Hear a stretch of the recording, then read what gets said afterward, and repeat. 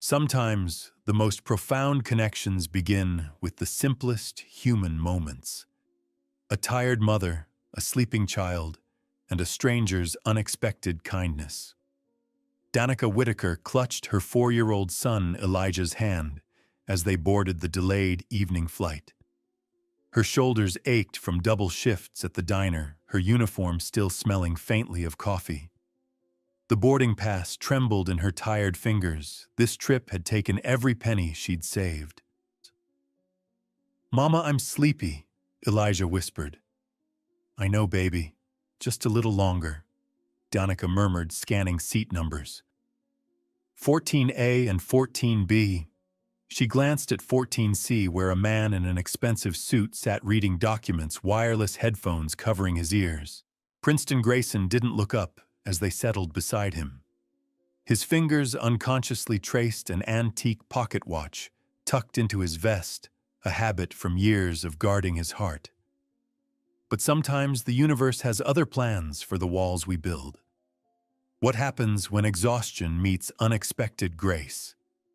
Stay with us, this story is just beginning. 20 minutes into the flight, Elijah began to squirm. "Mama, why is that man sad?" he whispered, pointing toward Princeton. Danica quickly guided her son's hand down. "Shh, we don't point at people, remember." But Princeton had heard. He removed one headphone, meeting the child's curious gaze. "I'm not sad, little man. Just thinking." Elijah smiled widely. "Mama thinks a lot, too. You look like Mama when she's thinking about important stuff." The innocent observation sent a tremor through Danica. How could her 4-year-old be so perceptive? Marcus had been gone for almost 5 years, disappearing when he learned about the pregnancy, leaving nothing but empty promises and unpaid bills. Elijah had never known his father yet. Somehow he could read people's emotions with startling clarity. "Elijah, let the gentleman work," Danica said softly, pulling her son closer. Princeton found himself studying this woman.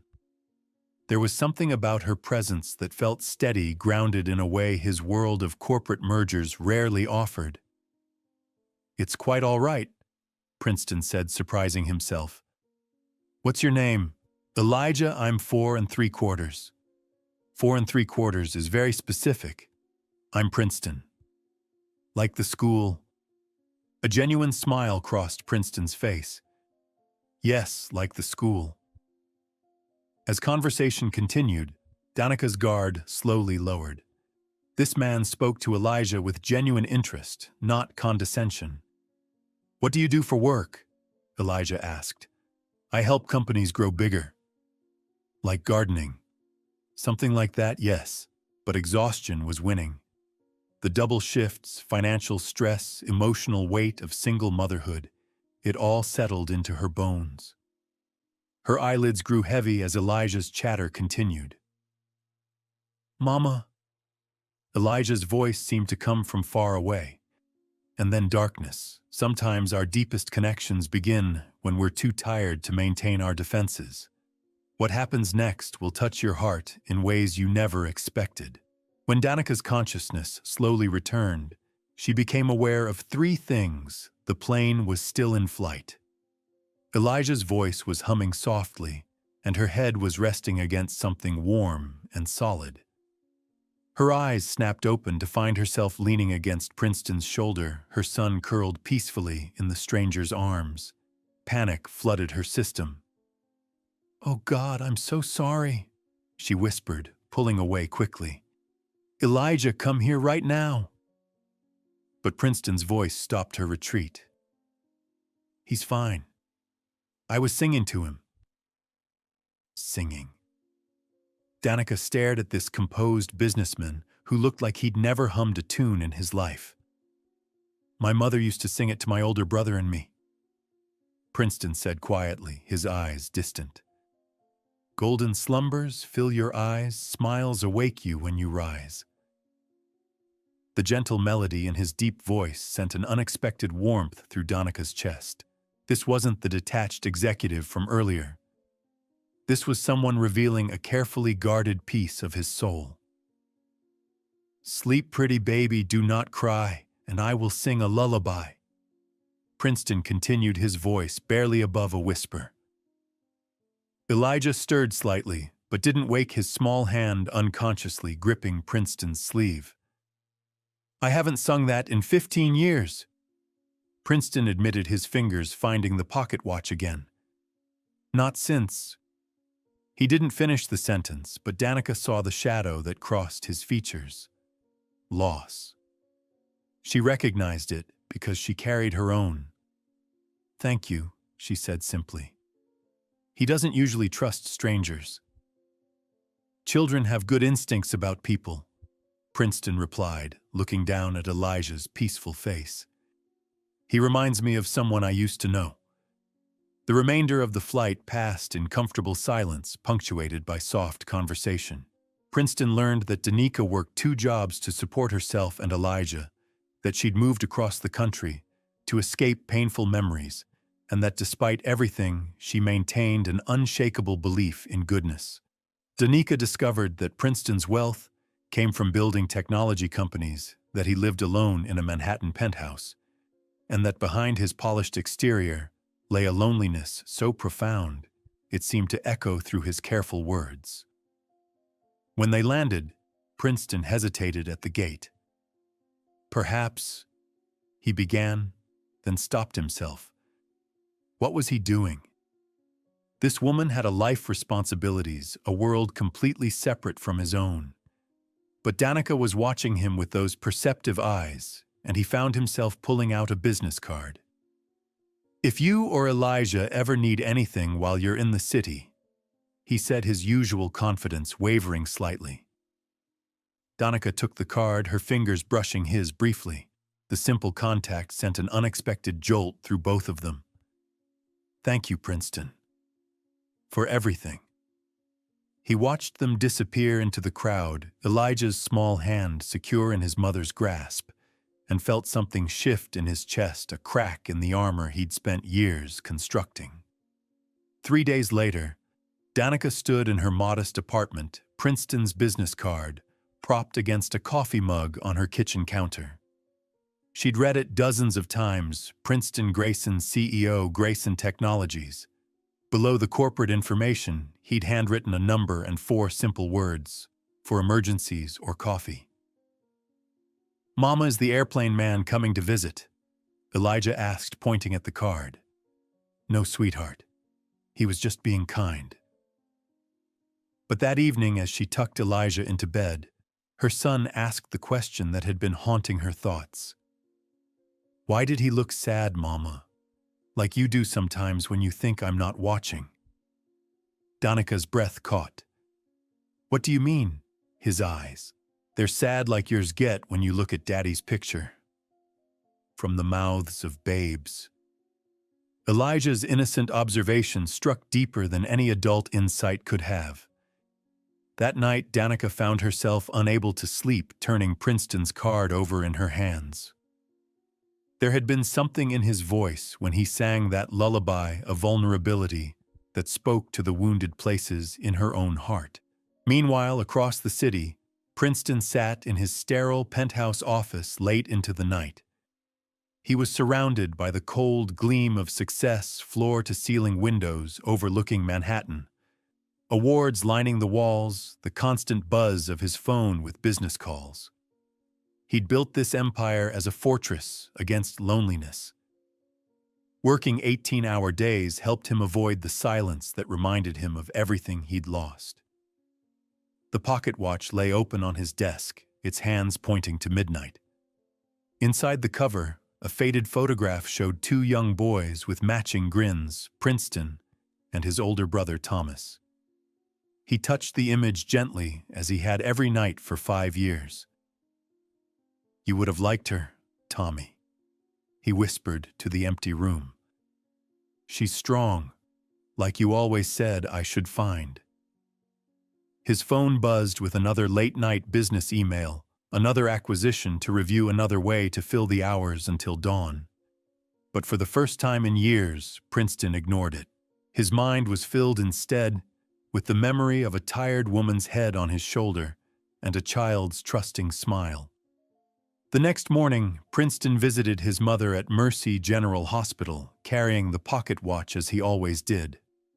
Clara noticed it immediately, the way he unconsciously gripped it when discussing business, the careful way he placed it on her bedside table.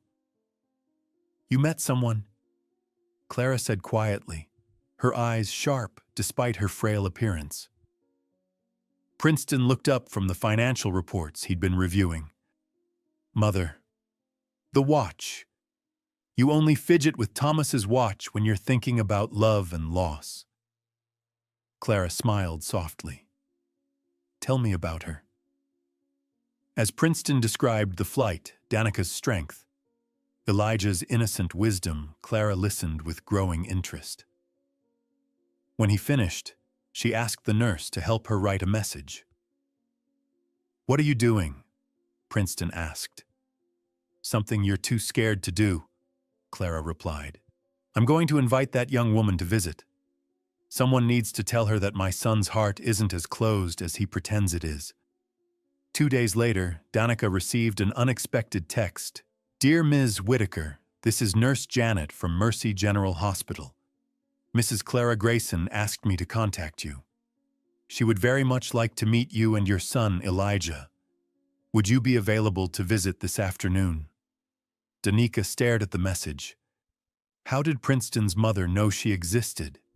That afternoon, Danica nervously led Elijah through hospital corridors to room 314.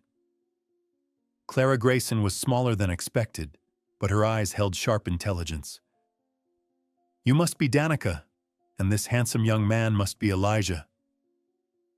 How do you know about us?" Clara smiled, patting the bed for Elijah to sit. "Princeton visits me every Tuesday with that pocket watch. Yesterday, for the first time in 5 years, he was smiling when he touched it." She gestured to the antique watch on her bedside table. "That belonged to my older son, Thomas. Princeton's been carrying it since the accident." "Tell me about Uncle Thomas," Elijah said directly. Thomas was sunshine to Princeton's storm. He saw the best in everyone, believed in second chances. Her voice softened. "He would have adored you." "What he probably didn't tell you," Clara continued, "is that Thomas was driving to see him that night because he'd fallen in love with a single mother. Princeton had been disapproving, thought she was after money. Thomas was coming to convince his brother that love doesn't recognize social boundaries." Danica felt a chill. Thomas never got to make his case. But seeing Princeton yesterday, hearing him talk about a strong woman raising a child alone, I think Thomas finally got his message through. Clara placed the pocket watch in Danica's hands. "He's been carrying this, waiting for someone worthy of the love he's afraid to give." "Mrs. Grayson, I can't." "Clara, and yes you can. That watch represents everything Princeton doesn't know how to say." Just then, Princeton appeared in the doorway. "Mother, what?" "I invited them. Someone needed to tell this lovely woman that you've been thinking about her every day since that airplane." Princeton's face flushed, but he didn't deny it. "Danica, I'm sorry. My mother can be direct." "I like direct," Danica said softly, still holding the watch. "It means I know where I stand." At Mercy General, Princeton found his mother more lucid than she'd been in months. Clara Grayson, despite her fragile appearance, possessed the sharp eyes that had once commanded respect in her high school classroom. "You met someone?" she said without preamble when Princeton entered her room. "Mother, how could you possibly—" "The watch, Princeton. You're wearing Thomas's watch. You only do that when you're thinking about love and loss." Clara's voice was weak but certain. "Tell me about her." Princeton sank into the bedside chair, amazed by his mother's clarity. He found himself describing the flight, Danica's strength, Elijah's innocent wisdom. "What was the child's name again?" Clara asked. "Elijah." Biblical means my God is Yahweh, a strong name. Clara smiled softly. Your brother would have loved that boy. Mother, I can't just call her. It's not that simple. We're from different worlds. Clara reached for her son's hand with surprising strength. Different worlds, same hearts. That's what your father and I were, a teacher and a trust fund boy. Love doesn't care about bank accounts. The next day, Princeton did something out of character. He went to Rosie's diner, the place Elijah had proudly mentioned. Through the window, he watched Danica move between tables, her smile genuine despite obvious exhaustion. When she stepped out for a break, he approached. Princeton, what are you doing here? I was in the neighborhood. He lied. Thought I could give you and Elijah a ride home. That's kind, but we take the bus. The offer stands. He scribbled his personal number on the back of his card. As their fingers brushed, the same jolt from the airplane returned. Thank you, she said softly. But I don't need rescuing. I know. You're one of the strongest people I've ever met. That night in their modest apartment filled with Elijah's artwork, Danica found herself replaying his words. Mama, why did the airplane man come to see you? Elijah asked sleepily. He was just being nice, baby. He looked sad again, like when he was singing to me. Danica froze. What do you mean? His eyes get sad when he thinks no one's looking. Like you do sometimes. Meanwhile, Princeton sat in his sterile penthouse, reports open, but his mind on Danica. Her quiet dignity, the way she'd refused his help while still thanking him. He picked up his phone to call, then stopped. At Mercy General, Clara noticed the pocket watch on her table and whispered to the nurse, There's a young woman I'd like to meet. Days later, Princeton appeared in Danica's garden. Elijah's face lit up. Airplane man, are you here to sing again? Princeton laughed as the boy bossed him through planting vegetables. Watching him laugh in the dirt, Danica felt something dangerous blooming. Hope. A week later, he invited her to a children's charity gala. He promised it would be low-key. He was wrong. The ballroom glittered with Manhattan's elite. Danica, in her second-hand black dress, whispered, I feel like I'm in the wrong play.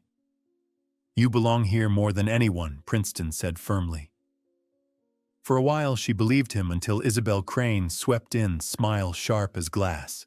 Princeton always did have a soft spot for charity cases. The words hit like a slap. Danica kept her voice steady. I work with children every day. I know what these programs mean. How authentic, Isabel sneered. Men like Princeton enjoy playing white knight, but they always return to their own kind. It's the natural order. Before Princeton could respond, Danica stepped forward, her voice quiet but strong.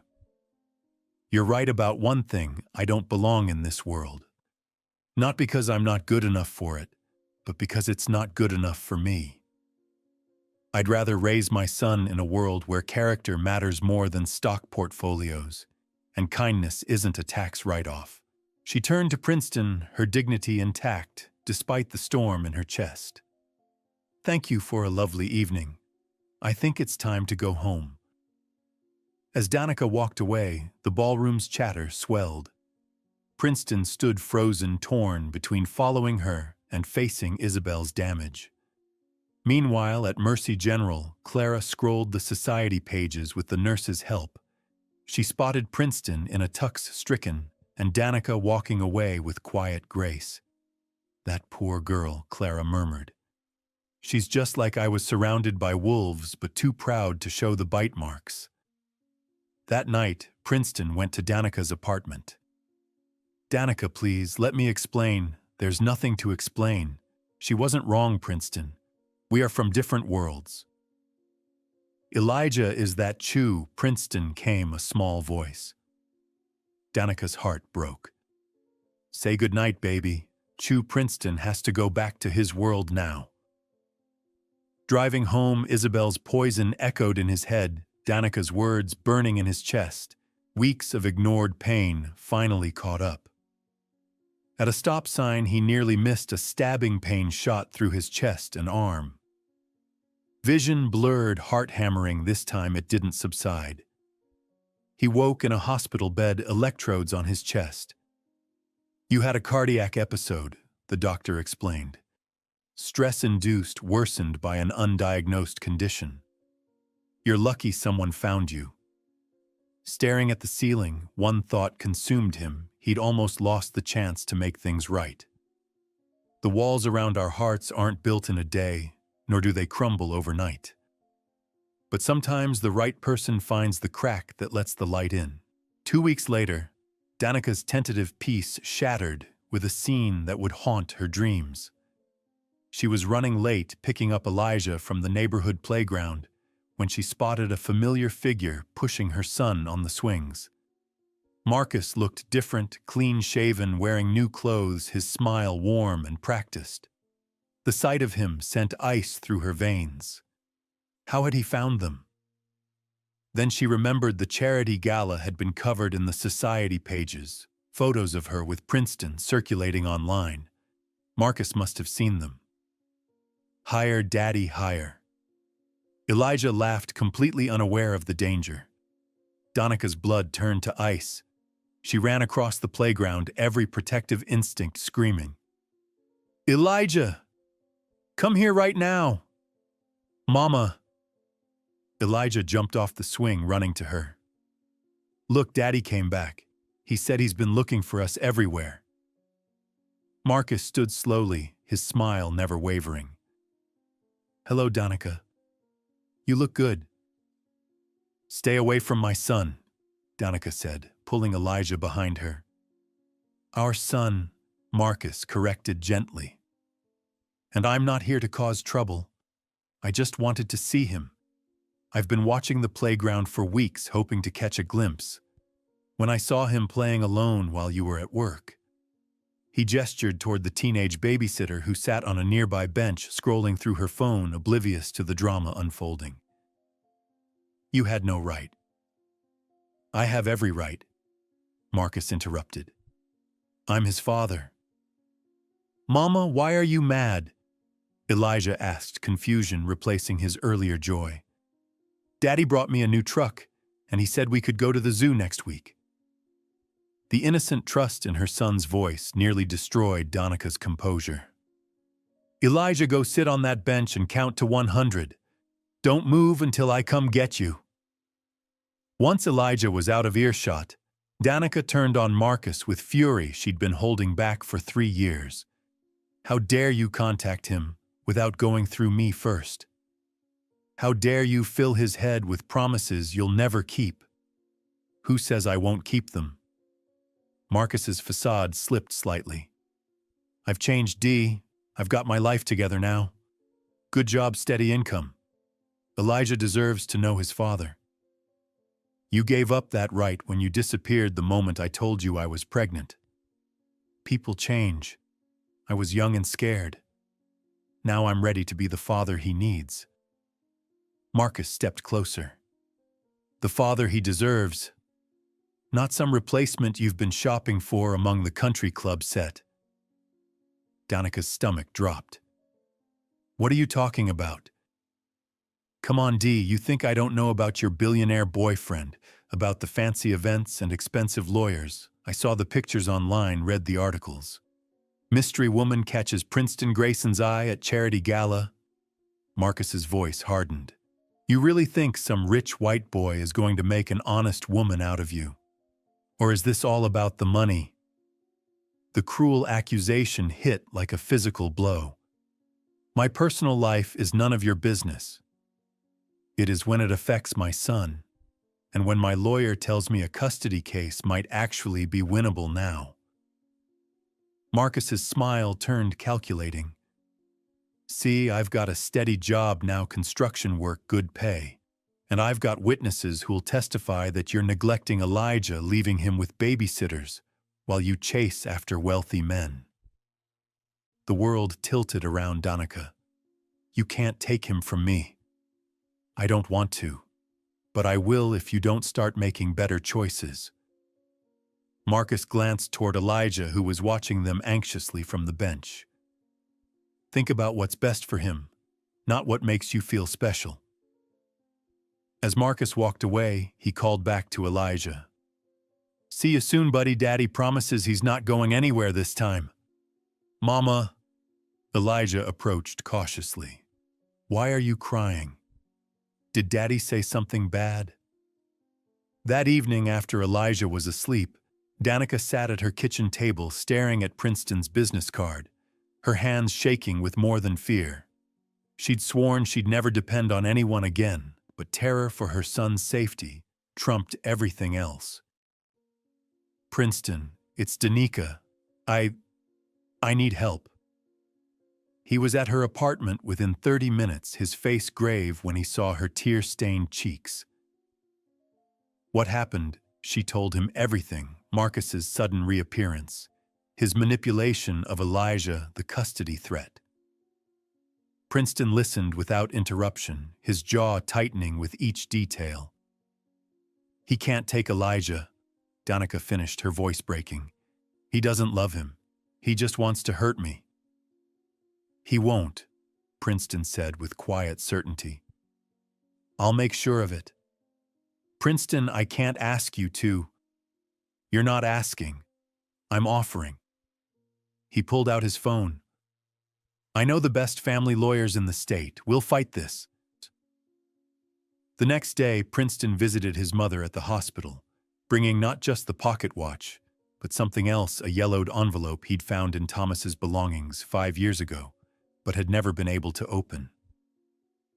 I need to show you something, Clara said as soon as he entered. The nurse helped me find some old letters in my memory box. She handed him a letter in Thomas's handwriting, dated just days before the accident. Princeton's hands trembled as he read his brother's words. Dear Princeton, I know you think Sarah and Emma are wrong for me because of money and status, but love doesn't see bank accounts, brother. It sees hearts that complement each other's souls that make each other better. When you find someone who makes you want to be the man you were meant to be, don't let fear or pride push them away. I'm done hiding my happiness because it doesn't fit your expectations. Love is the only thing that really matters. Your brother, Thomas. P.S. Stop carrying that watch like it's a burden. I gave it to you so you'd remember to cherish every moment with the people who matter. Princeton looked up to find his mother watching him with knowing eyes. He wrote that 3 days before he died, Clara said softly. He was coming to tell you he was going to propose to Sarah regardless of your approval. I was so wrong, Princeton whispered. Yes, you were. But Thomas forgave you before he ever got in that car. The question is, can you forgive yourself enough to accept the love that's being offered to you now? That evening, Princeton arrived at Danica's apartment with groceries and a determination to prove himself in the most humble way possible. What are you doing? Danica asked as he unpacked ingredients in her small kitchen. I'm making dinner for my family, Princeton said simply, then stopped, realizing what he'd said. I mean, I know what you meant, Danica said softly. Princeton proved to be as terrible at cooking as he was at gardening. He burned the onions, oversalted the pasta, and somehow managed to set off the smoke alarm twice. But Elijah found the whole spectacle hilarious, giggling as Princeton waved kitchen towels at the smoke detector. Why is cooking so hard? Princeton muttered, staring at the chaos he'd created. Because you're trying to do it like a business merger, Danica said, stepping in to help. Cooking is about feeling, not formulas.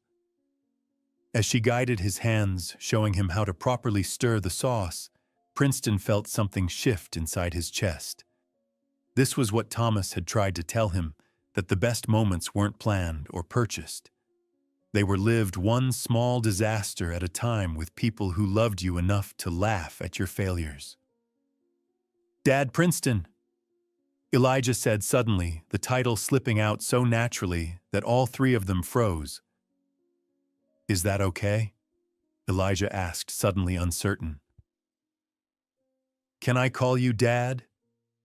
Princeton knelt down to meet the child's eyes, his voice thick with emotion. Princeton knelt down to meet the child's eyes, his voice thick with emotion, as the camera captured the intimate moment in close-up the soft lighting, creating an almost sacred atmosphere. "It would be the greatest honor of my life." The gentle melody of a lullaby played softly in the background as Elijah wrapped his small arms around Princeton's neck, and Danica watched from the kitchen doorway, tears streaming down her face. This wasn't just a moment, it was a transformation captured in quiet cinematography that let the emotion speak louder than any words. Sometimes the most important transformations happen not in boardrooms or courtrooms, but in small kitchens where powerful men learn to burn onions and children decide what family really means. As Princeton made calls, Danica studied his profile. Why was he helping them? What did he gain from inserting himself into their complicated situation? "There's something else," she said when he finished his calls. Princeton looked at her expectantly. "Marcus mentioned you specifically. Someone's been watching us, reporting back to him about your visits." A shadow crossed Princeton's features. "I see. Princeton, if being associated with me hurts your reputation or business, stop." His voice was firm but gentle. "Let me worry about my reputation." But even as he spoke those words, Princeton's mind was racing. Who was watching them? And why did he suddenly feel like Danica and Elijah were in more danger than a simple custody battle suggested? The answer came 3 days later in the form of an unexpected visitor to Princeton's office. "Hello, darling." Isabel Crane glided into his penthouse office without announcement, her designer heels clicking against the marble floor. "You look well." Princeton didn't look up from his computer. "Isabel, what do you want? Can an old friend drop by to say hello?" She perched on the edge of his desk, her red dress perfectly calculated to draw attention. "We're not friends. We're barely acquaintances." Isabel laughed, the sound sharp as breaking crystal. "Still charming as ever. I heard through the grapevine that you've been slumming it lately. A single mother from the wrong side of town, really, Princeton. I thought you had better taste." Princeton's fingers stilled on the keyboard. "How did you know about your little charity case, darling? Everyone knows. Manhattan's elite is a small circle and gossip travels fast, especially when it involves one of our most eligible bachelors playing white knight to some desperate woman and her bastard child." The casual cruelty in Isabel's voice triggered something dangerous in Princeton's chest. "Choose your next words very carefully, Isabel. Oh, I've struck a nerve, struck a beak. Her smile widened. "How deliciously unexpected. You actually care about them, don't you?" Princeton stood slowly his full height, making Isabel crane her neck to maintain eye contact. "Get out of my office. I'm just looking out for your best interests, Princeton. This woman is obviously after your money. The timing is too convenient. Poor single mother struggling to make ends meet suddenly catches the attention of a billionaire. Please, I've seen this movie before. You know nothing about Danica. I know enough. I know she's got an ex-boyfriend sniffing around making trouble. I know she's exactly the type of woman who'd trap a wealthy man with a sob story and a cute kid." Isabel stood smoothing her dress. "But don't worry, darling. I've taken care of it." Princeton's blood turned to ice. "What did you do?"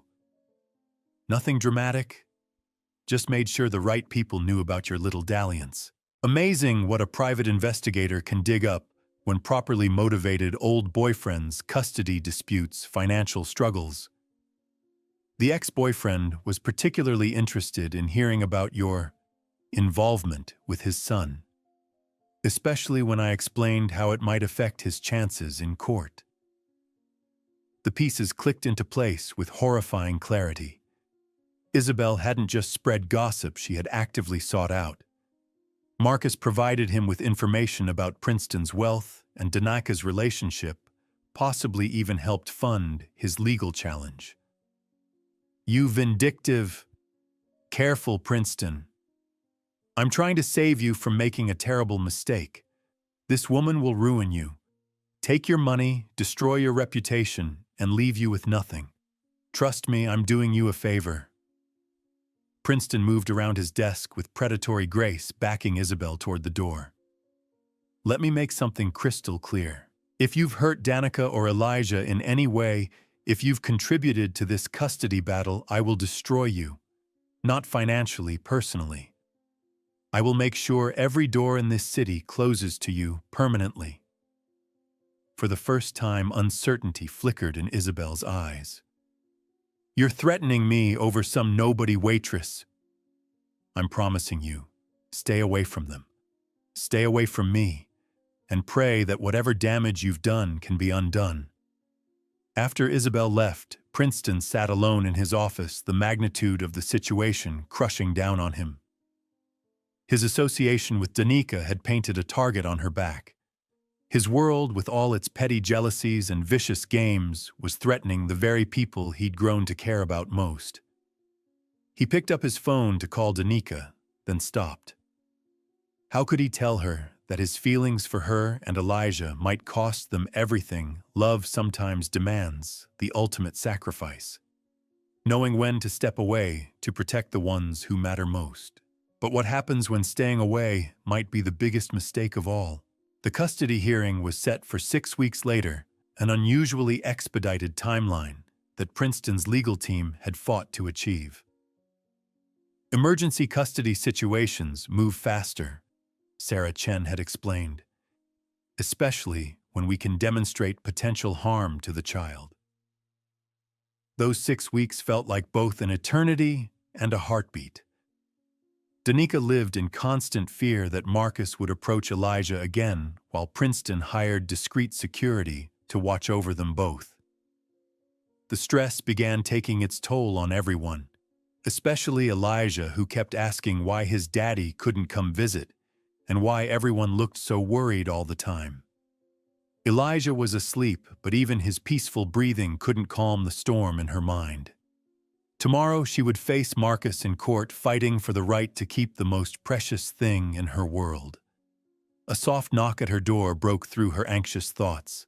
She looked through the peephole to see Princeton standing in the hallway, his usually perfect appearance slightly disheveled. "It's late," she said as she opened the door. "I couldn't sleep," he admitted.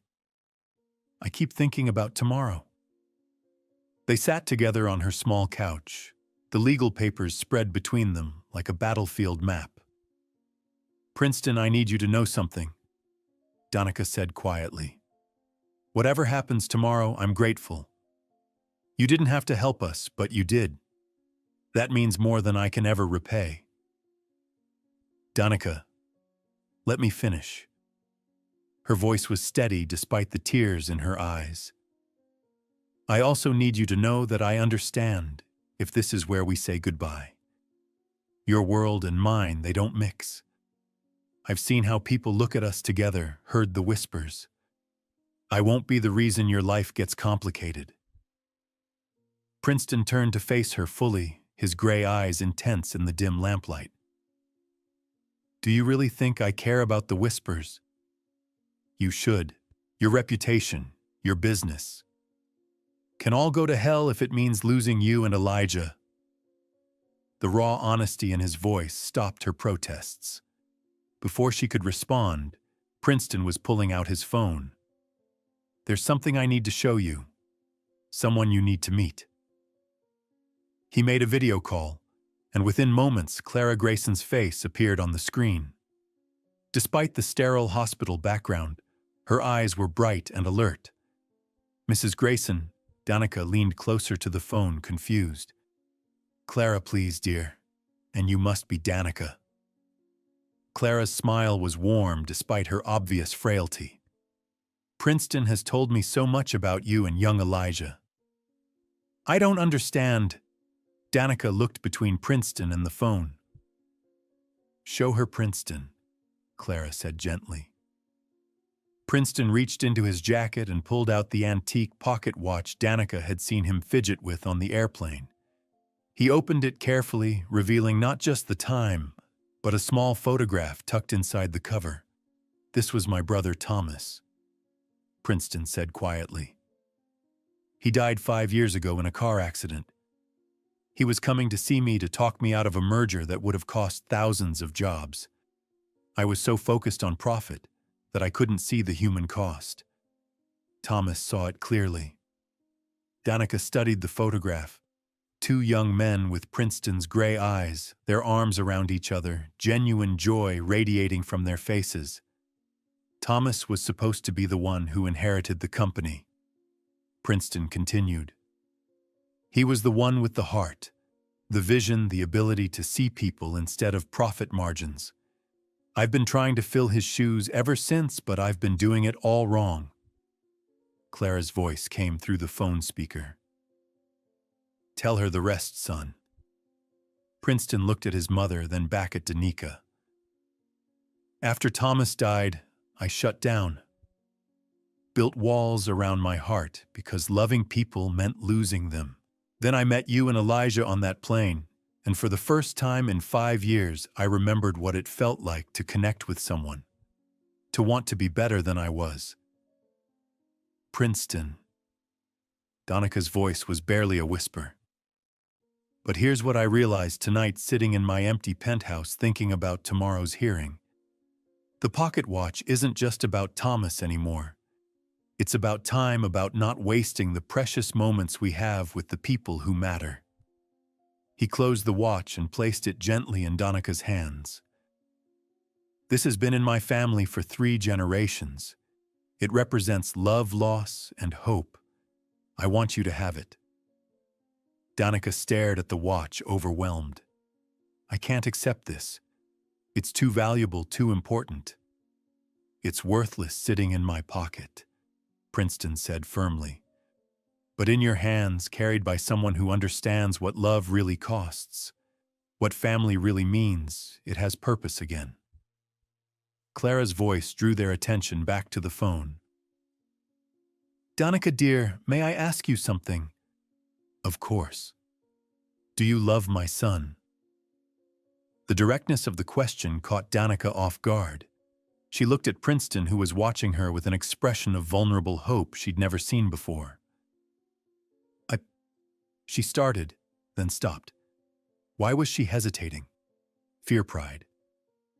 "Yes, I do." "And you, Princeton," Clara continued, "do you love Danica and Elijah more than I knew was possible?" He answered without hesitation. "Then why are you both sitting here acting like tomorrow's hearing is an ending instead of a beginning?" Clara's voice carried the authority of a lifetime educator. "Fight for each other. Fight for that little boy. But fight together." As if summoned by their conversation, Elijah appeared in the doorway, rubbing sleepy eyes. "Mama, why are you crying?" Danica quickly wiped her cheeks, not realizing tears had started falling. "Come here, baby." Elijah climbed onto the couch between them, immediately noticing Princeton's phone. "Is that a grandma?" Clara laughed from the screen. "I am indeed a grandma, sweetheart. What's your name?" "Elijah. I'm 4 3/4. 4 3/4 is a wonderful age. Are you taking good care of your mama and Princeton?" Elijah nodded seriously. "Princeton teaches me about watches and sings songs. Mama teaches me about being brave." "Those are very important lessons," Clara said softly. "Elijah, can you tell me something? What makes a family? Elijah considered this with the gravity only a child could bring to philosophical questions. Love, and staying together even when it's hard, and singing songs when someone is scared. Princeton felt something break open in his chest. This child, with his innocent wisdom, had just defined everything Princeton had been searching for his entire adult life. You're absolutely right, little man," Clara said, her voice thick with emotion. Absolutely right. The call ended with promises to visit soon, and Elijah eventually returned to bed, but not before giving Princeton a fierce hug that lasted several heartbeats longer than usual. "He's never hugged anyone besides me like that," Danica observed. "I've never wanted to deserve someone's trust more than I do his," Princeton replied. They sat in comfortable silence, the pocket watch still resting in Danica's palms. "Tomorrow," Princeton said finally. "When we walk into that courtroom, we walk in together. Not as a rich man helping a poor woman, not as separate people from different worlds.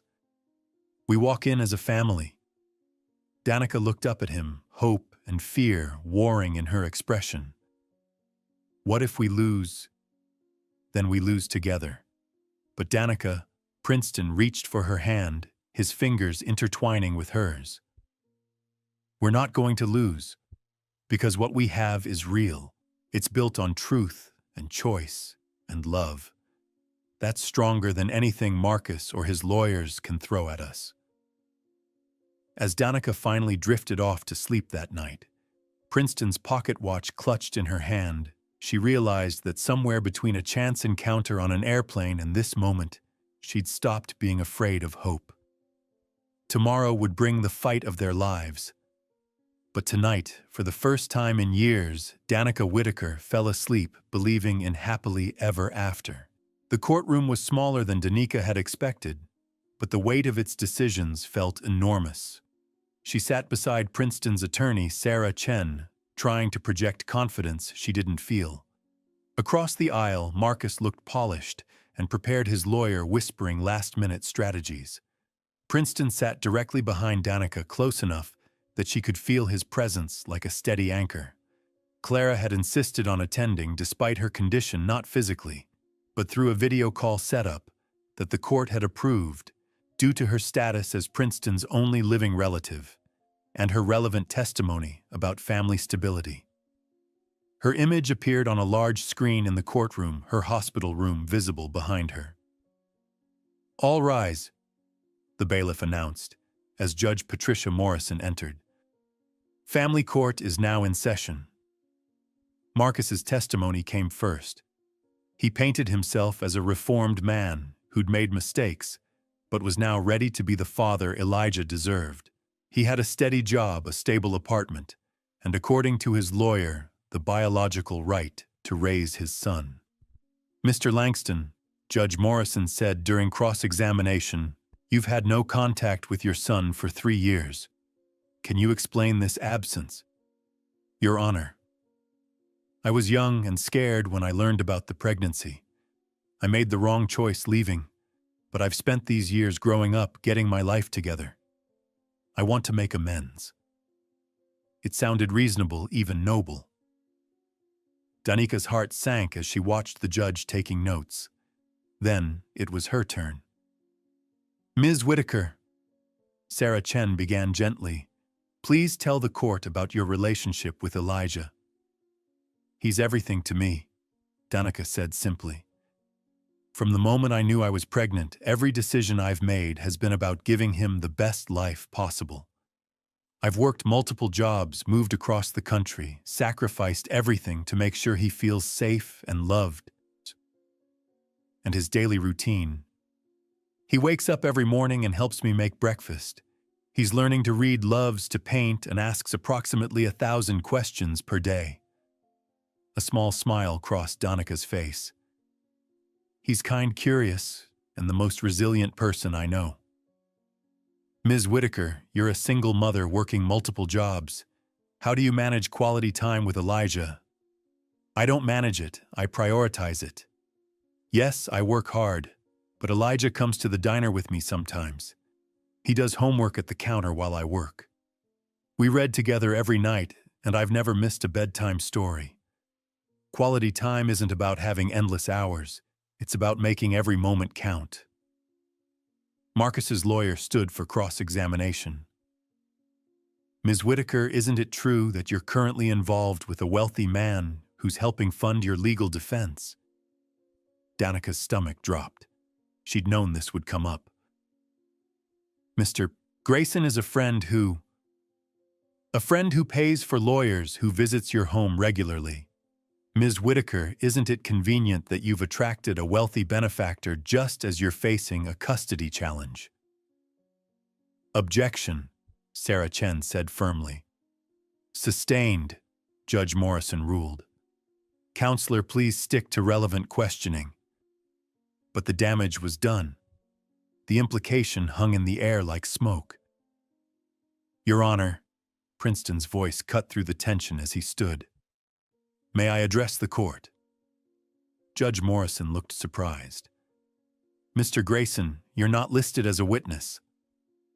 I'm requesting permission to testify, Your Honor. My relationship with Ms. Whitaker and Elijah is relevant to these proceedings. After a brief conference with the attorneys, Judge Morrison agreed. Princeton walked to the witness stand with the same confidence he brought to boardroom presentations, but Danica could see the slight tremor in his hands as he placed them on the rail. Mr. Grayson, Sarah Chen began, how did you meet Ms. Whitaker and Elijah? On a flight 3 months ago. Elijah was restless, and I found myself singing him a lullaby my mother used to sing to my brother and me. When Danica fell asleep from exhaustion, I held her son until he slept too. What was your impression of their relationship? That I was witnessing something I'd forgotten existed unconditional love. This child felt completely safe with his mother, and she moved through the world with his well-being as her North Star. And your continued involvement with them. Princeton paused, looking directly at Danica. I fell in love, not just with Danica, but with the family they'd created together. Elijah taught me how to plant vegetables and reminded me how to laugh. Danica showed me what courage really looks like, raising a child alone, working multiple jobs, still finding ways to make his world magical. Marcus's lawyer stood for cross-examination. Mr. Grayson, you're worth approximately $50 million, correct? Approximately, yes. And Ms. Whitaker works as a waitress and cleaning person. She works incredibly hard to support her family, yes. Don't you find the timing suspicious? A struggling single mother suddenly attracts the attention of a wealthy man, just as her ex-boyfriend seeks custody. Princeton's jaw tightened. I find your implication offensive and completely wrong. Mr. Grayson, how do we know Ms. Whitaker isn't using her son to secure a relationship with you? Because Princeton said clearly, I asked her to marry me 2 weeks ago, and she said no. Gasps echoed through the small courtroom. Danica stared at Princeton in shock. She said no because she was afraid people would think exactly what you're suggesting that she was after my money.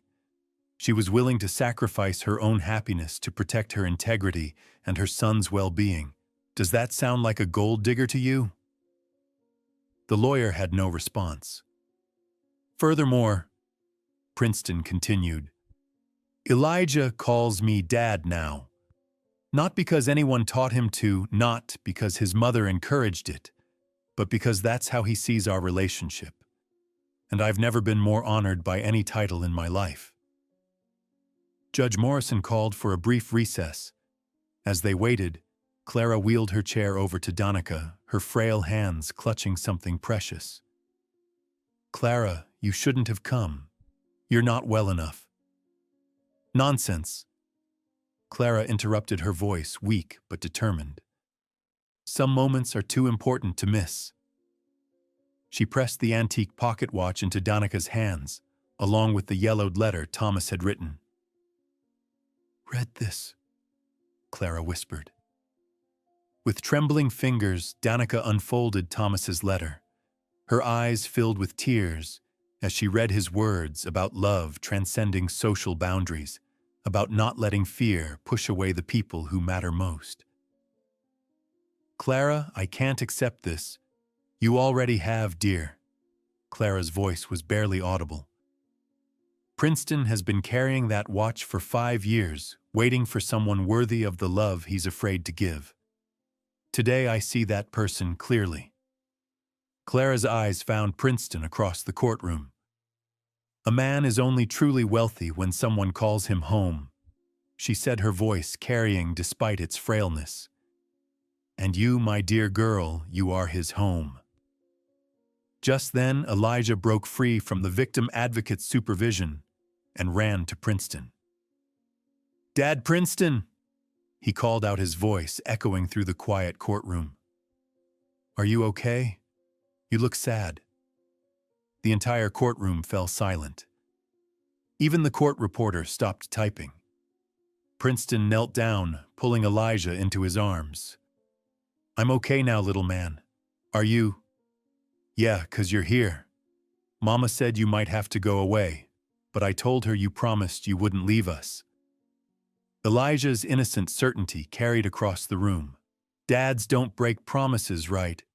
"That's right," Princeton said, his voice thick with emotion. "Dads don't break promises." When court reconvened, Judge Morrison's expression was thoughtful. "I've reviewed all testimony and evidence. This is a difficult case because both parents clearly care about Elijah's well-being. However, my decision must be based on what serves the child's best interests." Danica held her breath. "Mr. Langston, while I believe your intentions are sincere, the court cannot ignore a 3-year absence followed by a sudden custody demand. Children need consistency and security above all else. Ms. Whitaker, while your financial situation is challenging, it's clear that you've provided Elijah with a stable, loving environment. The testimony regarding your sacrifices and dedication is compelling." Judge Morrison paused, looking at her notes. "However, what strikes me most about this case is the testimony of Mr. Grayson. His description of your family dynamic, his obvious commitment to both of you, and most importantly, Elijah's spontaneous acceptance of him as a father figure, suggests a strong, stable family unit. Therefore, full custody remains with Ms. Whitaker. Mr. Langston, you'll have supervised visitation rights pending completion of a parenting course. Court is adjourned." The gavel fell, and Danica felt her knees buckle with relief. Princeton caught her, holding her steady as tears flowed freely. "We did it," she whispered against his chest. "No," Princeton corrected gently. "You did it. You've been fighting for him his whole life." As they left the courtroom, Elijah ran to them from the hallway, his small arms wrapping around both of them simultaneously. "Did we win?" he asked with the directness only children possess. "We won, baby," Danica said, lifting him up. "Does this mean Princeton can officially be my dad now?"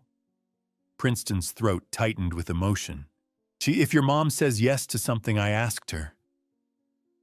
Danica looked at him questioningly, but before he could elaborate, Princeton's face went pale, and he gripped his chest. "Princeton." Danica caught him as he swayed. The stress of the hearing, combined with his undiagnosed heart condition, had pushed his body beyond its limits. The paramedics arrived within minutes, rushing him to the hospital, as Danica and Elijah followed in stunned silence. "Is Dad Princeton going to be okay?" Elijah asked as they sat in the hospital waiting room. "I don't know, baby," Danica whispered, clutching the pocket watch Clara had given her. "I don't know." The next few days blurred together. Princeton's cardiac episode required surgery to repair a damaged valve, a condition that had been worsening for months without his knowledge. Danica barely left his bedside, feeding him ice chips and reading to him when he was awake, holding his hand when he slept. You don't have to stay, Princeton said weakly after the second day. Yes, I do, Danica replied firmly. This is what family does. On the third day, an unexpected visitor appeared in the doorway. Princeton. Isabel stood uncertainly holding an elaborate bouquet. I wanted to apologize. Princeton's expression hardened despite his weakness. Get out. Please let me explain. I was jealous. I said terrible things. You're right. You did.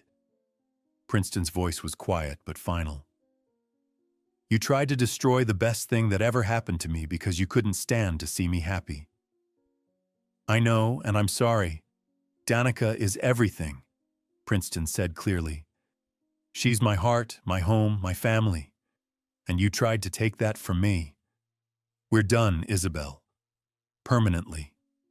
Isabel left without another word, her designer heels clicking hollowly in the empty corridor. That afternoon, Clara insisted on being brought to see Princeton, despite her deteriorating condition. She arrived in a wheelchair carrying an envelope that looked like it had been waiting years to be opened. Mama, you shouldn't be here, Princeton said weakly. I needed to give this to Danica, Clara said, handing her the envelope. I wrote it years ago when your father died, about forgiveness. Danica opened the letter with trembling hands. Clara's elegant handwriting filled the page. Forgiveness is not about them, it's about us. It's choosing not to carry their weight anymore. I spent too many years angry at your father for his mistakes, too many years poisoning my own happiness with resentment. In the end, I forgave him not because he deserved it, but because I deserved peace. Forgiveness doesn't mean forgetting or allowing people back into our lives to cause harm again. It means we stop giving them power over our joy. Choose forgiveness, dear one. Choose freedom. Clara, Danica whispered, tears streaming down her face. This is beautiful. You saved my son. Clara said, her voice growing weaker. You brought him back to life when I thought he was lost forever. As evening fell, Clara's condition worsened rapidly. Princeton held one of her hands, while Danica held the other. Elijah curled up in the chair beside them. The pocket watch lay on Clara's chest, where she'd placed it with trembling fingers. Princeton, Clara whispered, her voice barely audible. Be happy. Let yourself be loved.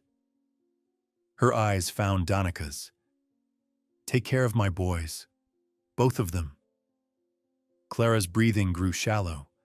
She lifted her free hand with great effort, placing it gently over the pocket watch on her chest, the final connection between past and future, between Thomas's memory and the family Princeton had found. As the monitors began to alarm, she whispered one final word, Thomas. Her hand remained on the watch as her eyes closed for the last time, a peaceful smile crossing her weathered features. In that moment, the circle was complete. The watch that had carried grief was now blessed with love, ready to become a symbol of healing rather than loss. Later, as Princeton grieved his mother's passing, Elijah approached with one of his drawings, a picture of 4 stick figures under a rainbow.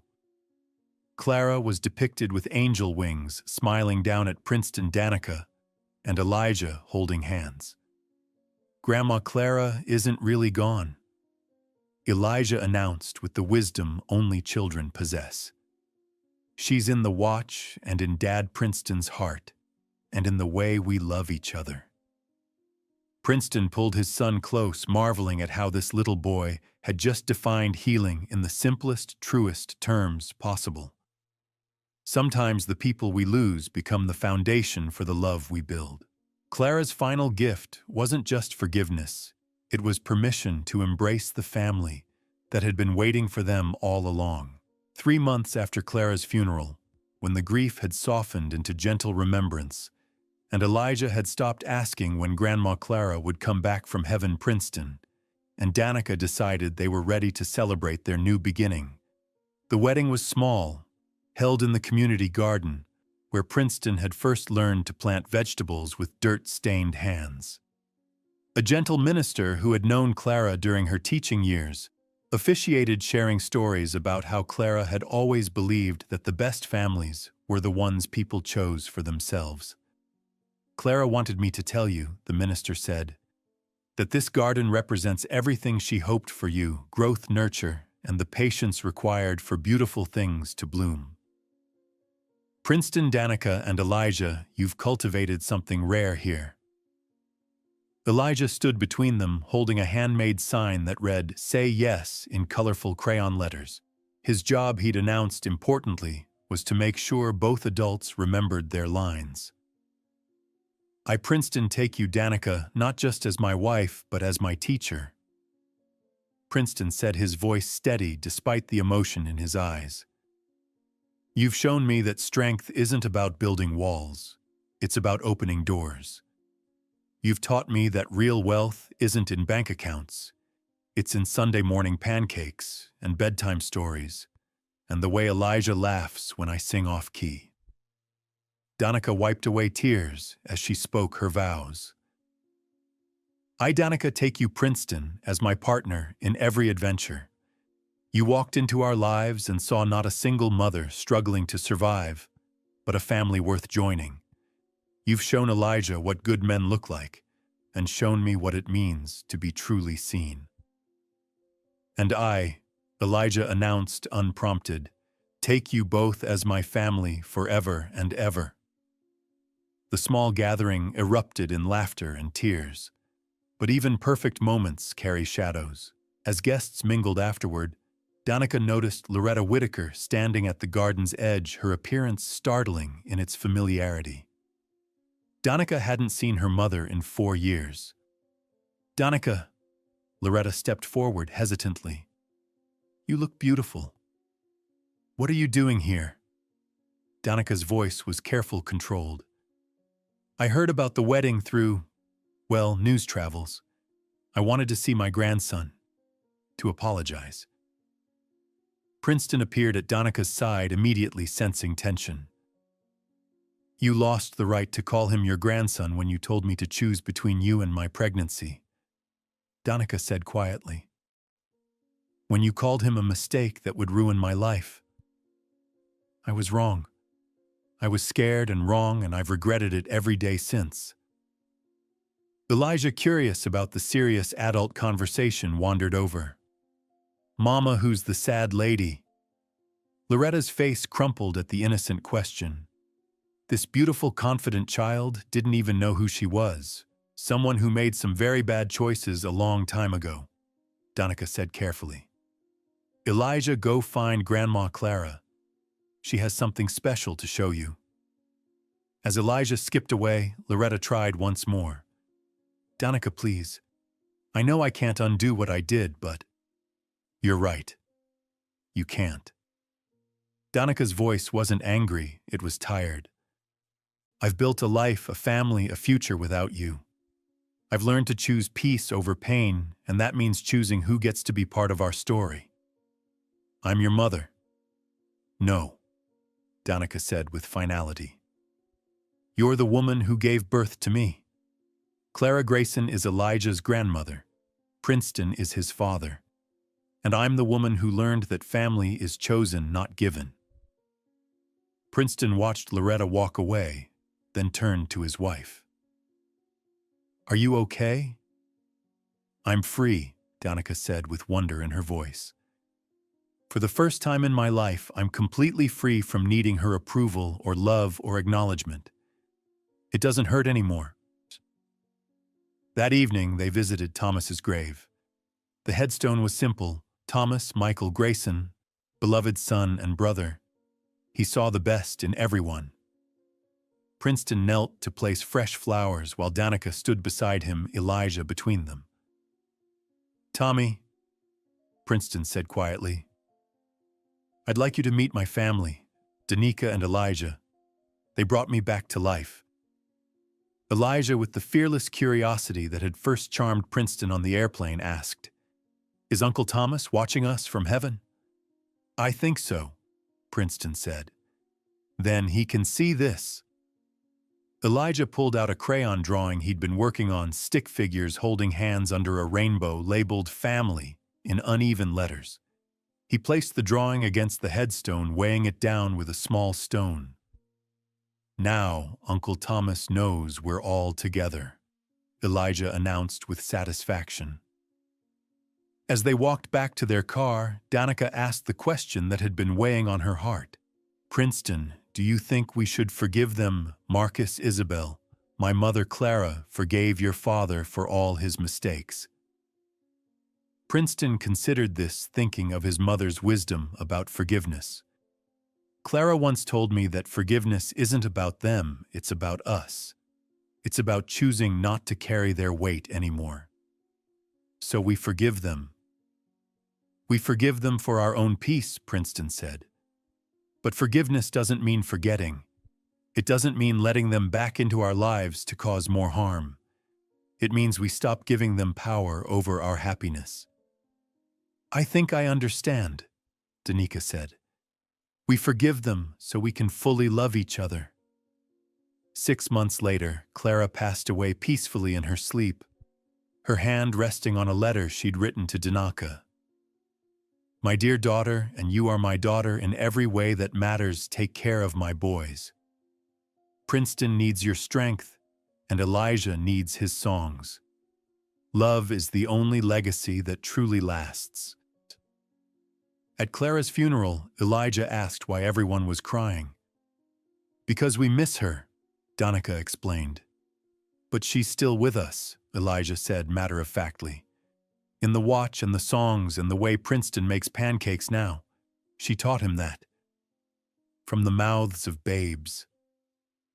That night, as Princeton tucked Elijah into bed, the little boy asked, Dad Princeton, do you think Grandma Clara is with Uncle Thomas now? I do, Princeton said, his voice thick with emotion. Good. They were both sad for too long. Now they can be happy together. As Princeton turned off the bedroom light, he felt the last piece of his grief transform into gratitude. He had mourned the family he'd lost, but Elijah had helped him celebrate the family he'd found. Healing doesn't mean forgetting our wounds. It means learning to dance with our scars. And sometimes the most beautiful families are the ones we build from broken pieces, choosing love over fear, hope over hurt, and each other over everything else.